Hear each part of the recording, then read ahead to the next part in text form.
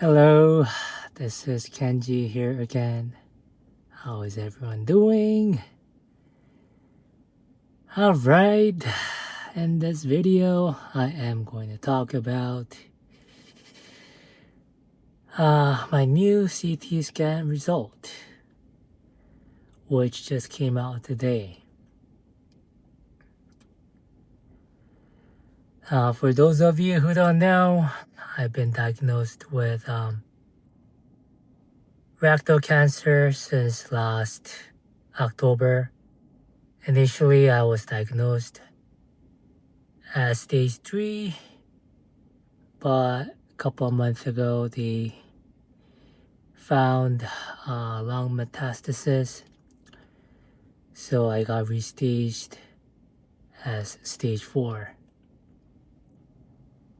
Alright, so new CT scan results. So I still have not talked to my doctor yet, but I was able to see the result for myself because it got uploaded online, and it was pretty straightforward, I guess. What it said was, I'm not sure if it's supposed to be a good news or bad news or neutral news, but it was indicating how there was some shrinkage in those lung nodules in both left and right lung. And so I have about 4 or 5 lung nodules in both of my lungs. And yeah, it was saying how those nodules had some reduction in size by 2 or 3 millimeters. And I don't know if it's supposed to mean it's a large shrinkage or small shrinkage, I don't know. But I guess, at least it's showing that, or it's indicating that those lung nodules are responding to the new chemo retreatment I've been doing, right? So sorry guys, I sound pretty tired and kind of out of breath, probably due to chemo side effects. But I just finished my last cycle, which was 6th cycle last week, and this one was just as brutal, just same old side effects, nausea, and I was dealing with it pretty much the whole week. I got my last infusion last Wednesday, and today's Tuesday, and I was still having nausea pretty much throughout the whole week. But definitely the first 3 to 4 days was the most brutal. Today I feel slightly better, and I was able to get some work done, and able to eat.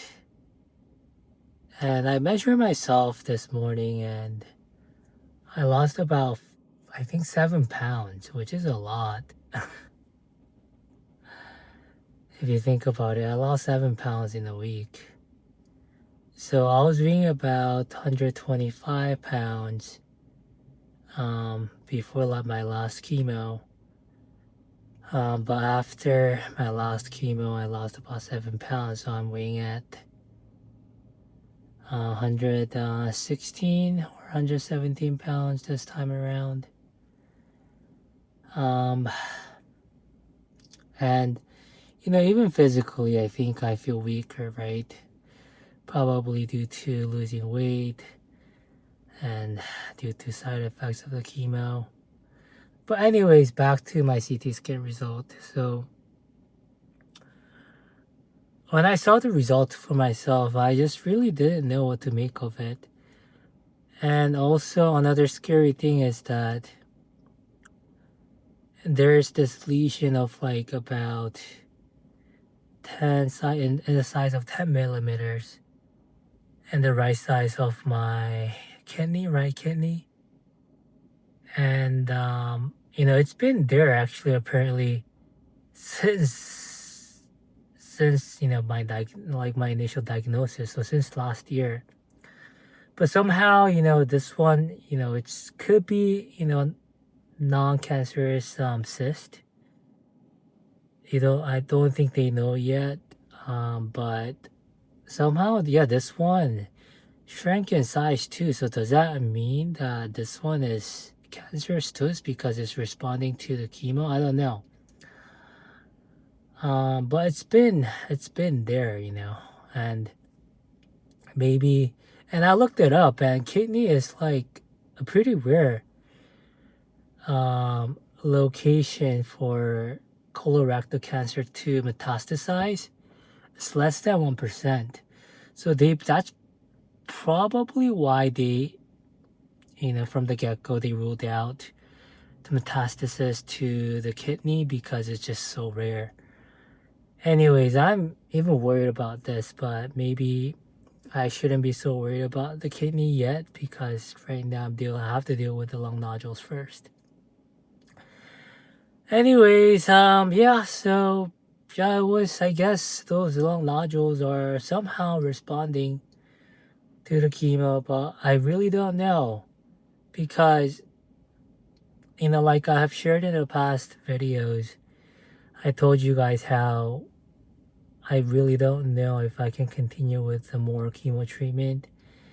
And, this last cycle of the chemo was supposed to be my last one. That's what my doctor told me, right?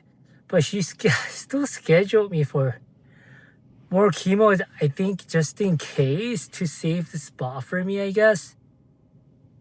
But what if she says, what if she recommends more chemo? What am I supposed to do? I really want to say no. But then since it's somehow responding,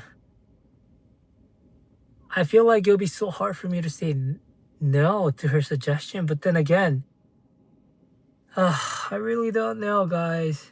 I already told my parents, that this will be my last cycle. I was doing this new regimen just for them.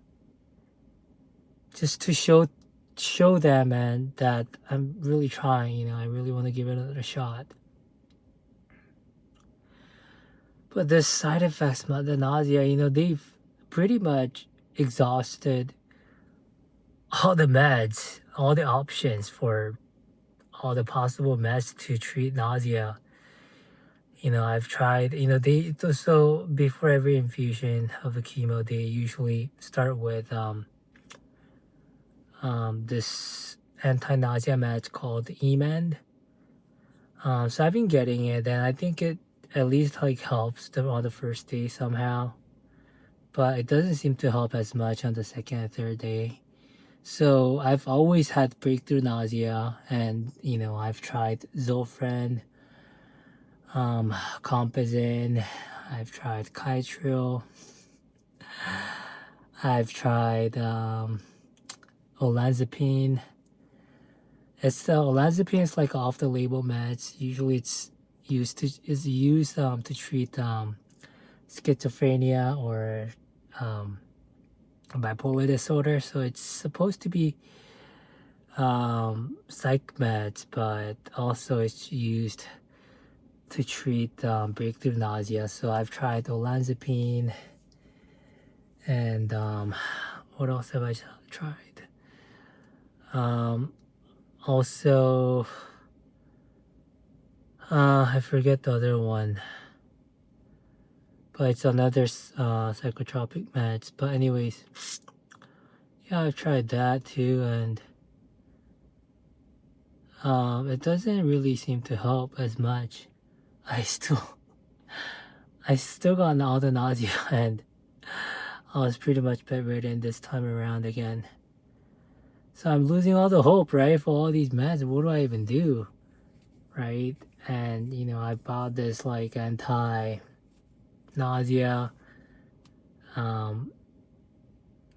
inhaler thing. It's like you sniff it. It's like it has like lemon, peppermint and stuff like that, all the natural remedies. And yeah, you just inhale it, and it's supposed to help, but it didn't help me at all. I've also tried isopropyl alcohol. Some people have suggested on Reddit, saying how it has helped with nausea, so I've tried that. It didn't help at all. I tried THC, cannabis, patches, edibles. Those didn't help either. So I really don't know if I can keep going with this chemo treatment, if I'm gonna keep having nausea, right? It's just been so brutal. Anyways, in the next 2 days, I'm going to talk to my oncologist, see what she says, right? If she wants me to continue the chemo, or if she wants me to get a procedure next. They might try ablations to get rid of those lung nodules. So I really don't know. A lot of are still in the dark until I guess I talk to the oncologist. Oh, by the way, today so I attend a support group for cancer support group for young adults. And so we meet once a month. It's online, but it's still local group. So we actually might meet up in person one day, but so far we just have Zoom meetings, and we might meet once a month. And today, it was pretty good, right? I was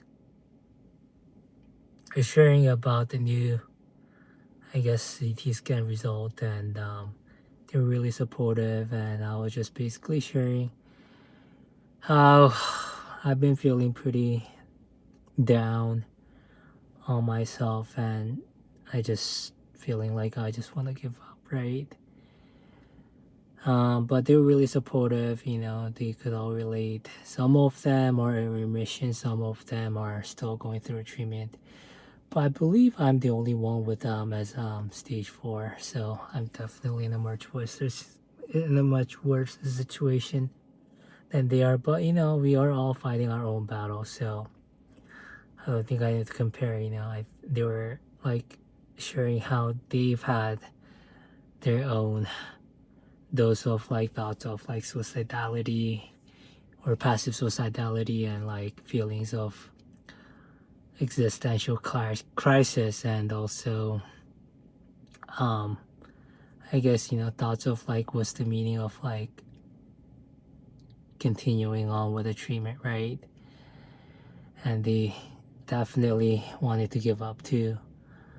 Even those people in remission, they were saying, oh, it's not like, they at one, like at some point in their treatment they wanted to give up too. So I felt a lot like better after hearing their story as well. And it's been an interesting week though, because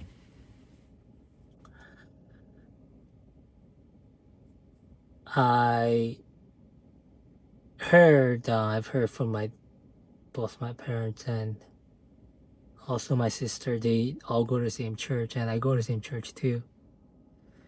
And they were sharing the news of this church member passing away from a heart attack, during their trip to Hawaii recently.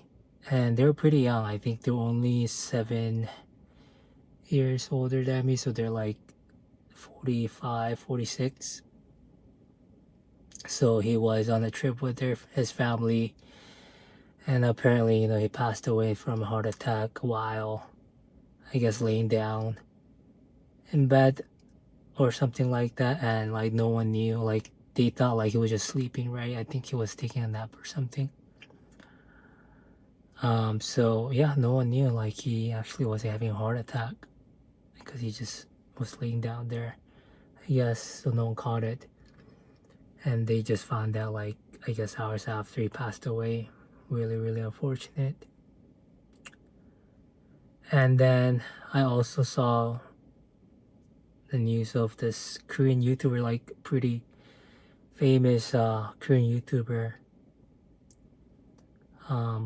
passing away from a heart attack, like recently, this past week. Like, would have thought, right?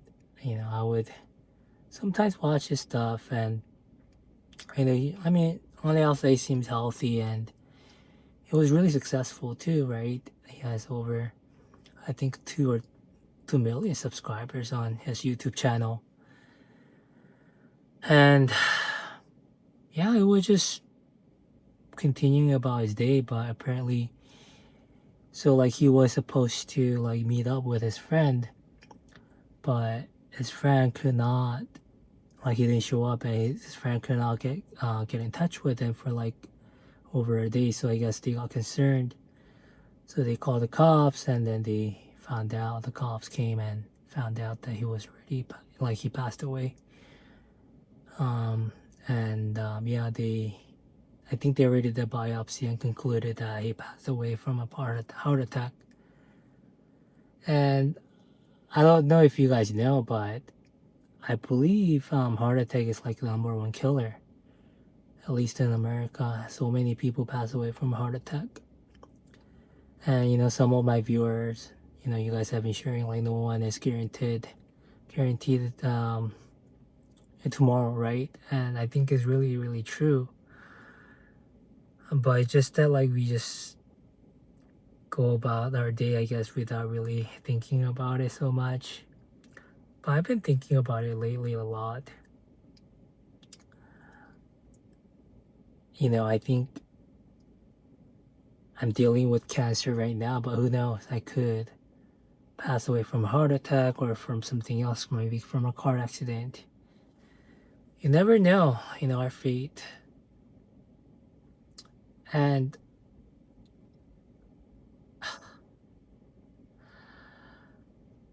I really don't know what to make of it, like, am I supposed to be, I guess, is it supposed to make me feel better? Maybe, I don't know. But one thing I know for sure now is that like life is such a really complicated, complex concept, right? You really don't know what's gonna happen to you tomorrow.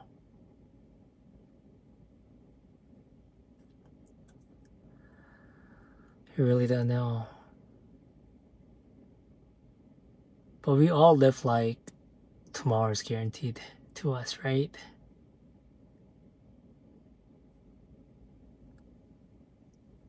I mean, like, take that girl, the Google engineer woman, for example. She was pretty young. I think she was in her late 20s or early 30s. I think she was on a trip with her boyfriend to, I think, Yosemite Park, I believe. Yeah, she was on a trip, and she got struck by a tree branch.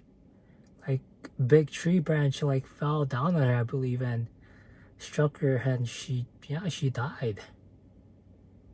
Like, you would have thought, right? Like, when you are going to a park, national park, with your, I don't know, with your family, like, are you thinking of getting struck by a branch and dying? No, right? No one thinks that. No one predicts that.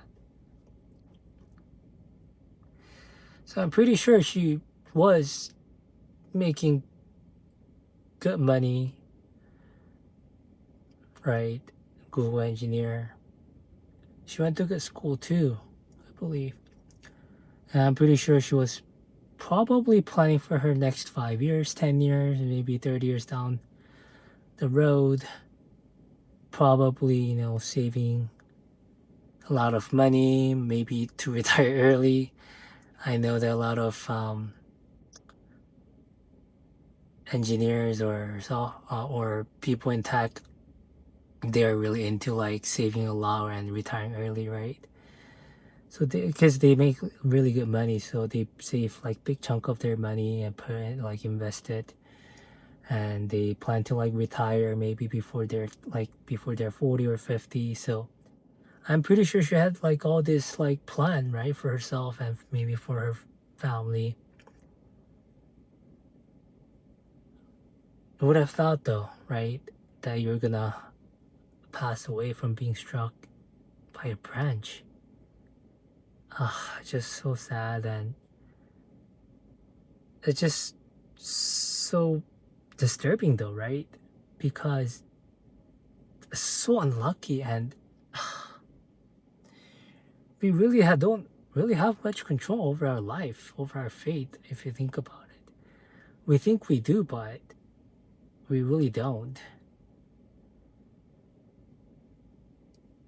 And these days, every time like I get in my car, this random thought of like, oh, am I gonna like live today?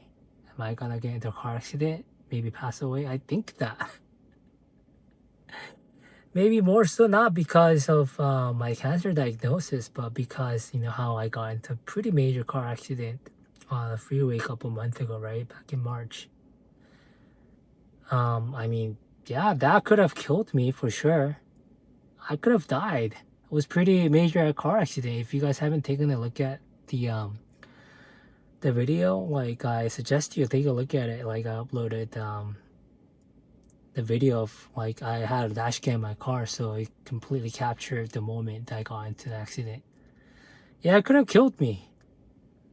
Had I not worn the seatbelt, maybe I could have been like, ejected from the car and died. It was pretty severe accident. So on that day, I felt like I got spared another life. Crazy.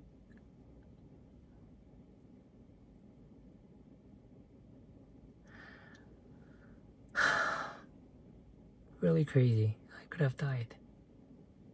Many, many years ago, I was in a car with my girlfriend, and she was the one driving, and the car rolled over. She fell asleep, like dozed off like for a few seconds, and then I guess she kind of freaked out. Cars started swerving left and right, and then started rolling over on the freeway. Again, I could have died, but the accident, I came out like pretty much unscathed almost. Crazy. Because there was an 18-wheeler truck right next to us too. Somehow, our car didn't end up hitting the 18-wheeler truck. Again, I could have died then. Yeah, I feel like I at least got like spared alive twice in my life.